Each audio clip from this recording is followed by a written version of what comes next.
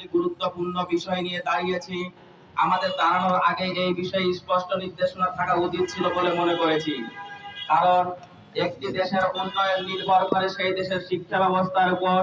মহান মুক্তিযুদ্ধের পর যে বাংলাদেশ আমরা স্বাধীন হিসেবে পেয়েছিলাম, তারপরে আমাদের প্রথম পদক্ষেপ হওয়া উচিত ছিল এই দেশের শিক্ষা ব্যবস্থা নিয়ে। সব থেকে বেশি গুরুত্ব দেওয়ার কথা ছিল শিক্ষা ব্যবস্থা নিয়ে।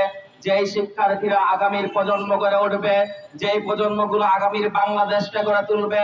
কিন্তু সেই স্বাধীনতার পর আমরা দেখেছি তারা ক্ষমতায় থাকার জন্য যেই ধরনের শিক্ষা ব্যবস্থা হলে সব থেকে ভালো হয়, সেই ধরনের শিক্ষা ব্যবস্থাকেই তারা গড়ে তুলেছিল।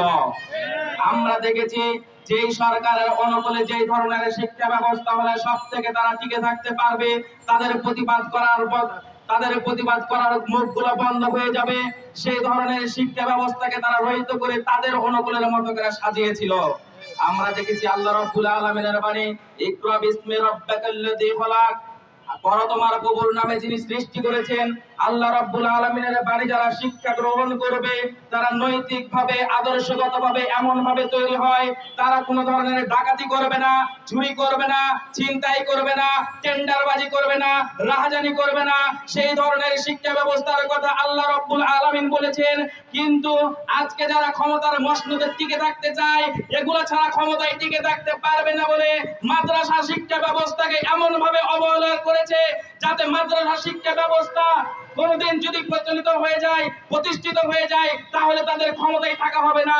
সেই জন্য এই মাদ্রাসা শিক্ষা ব্যবস্থাকে সব থেকে বেশি বৈষম্যের শিকার করেছিল।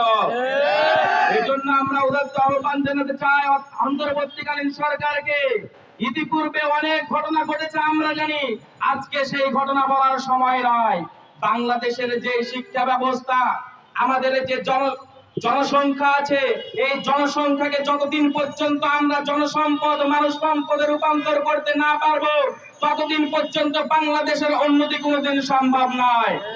আমরা দেখেছি ভুটানের মতো দেশে তার মোট জিডিপির 17% তারা হচ্ছে শিক্ষা খাতে ব্যয় করে। মালদ্বীপের মতো দেশ 10% তারা মোট জিডিপির 10% শিক্ষা খাতে ব্যয় করে। কিন্তু বাংলাদেশে 23-24 অর্থ বছরে দেখেছিলাম 1.7% ব্যয় করেছে। এটাই বোঝা যায় তারা বাংলাদেশের উন্নয়ন চায় নাই, তারা চেয়েছিল দেশের ক্ষমতা, যার মাধ্যমে তারা দেশে টিকে থাকতে পারে। কিন্তু আমরা এই অন্তর্বর্তীকালীন সরকারকে জানাই দিতে চাই, যেই সংস্কারের মাধ্যমে বাংলাদেশের মূল সংস্কার করবে, সেটা হচ্ছে এই শিক্ষা সংস্কার। আজকে মাদ্রাসার লক্ষ লক্ষ শিক্ষার্থীরা তারা বেকার হয়ে যাচ্ছে, কারণ সেই শিক্ষা ব্যবস্থায় তারা সংস্কার করছে না, অবহেলিত করছে।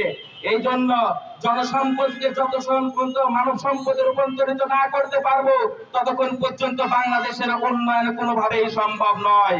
আমার প্রিয় ভাই হাফেজ মুসা চমৎকার ভাই বলছিলেন, এখানকার সংস্কার কমিশন গঠনে এমন জনকে দেওয়া উচিত যাদেরকে দিলে এই সংস্কারটা প্রপারলি হবে।